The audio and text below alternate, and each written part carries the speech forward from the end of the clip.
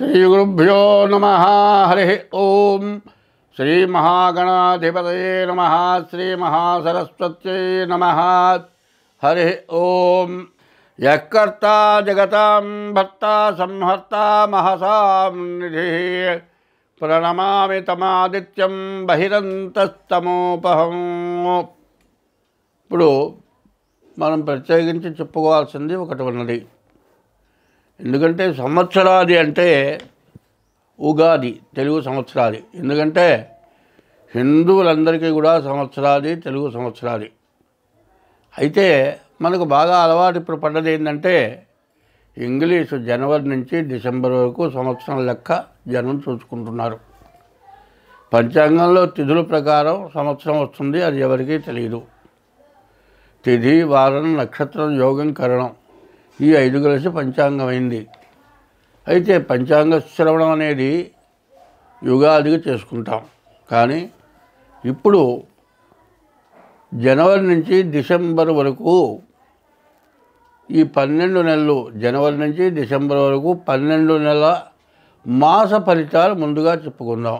అయితే దానికంటే ముందు ఈ జనవరి నెల విశేషం ఏమిటి అనేది మనం చూసుకోవాలి. 2025వ సంవత్సరం ఏప్రిల్ నెల, ఈ ఏప్రిల్ నెల 4వ నెల. ఈ సంవత్సర ఫలితాలు మనం ముందుగా చెప్పుకుందాం.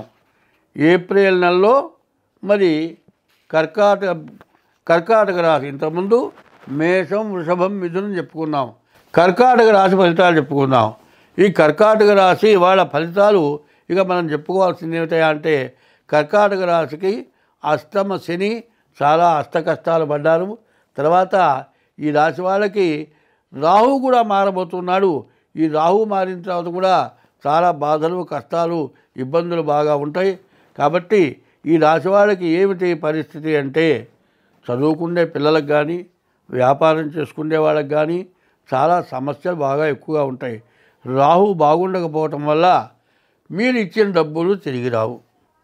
తర్వాత ఈ డబ్బులు రాకపోవటమే కాక ఈ రాశికి అష్టమంలో గురువు ఉండటం చేత చదువుకునే వాళ్ళు చాలా కష్టంగా ఉంటుంది.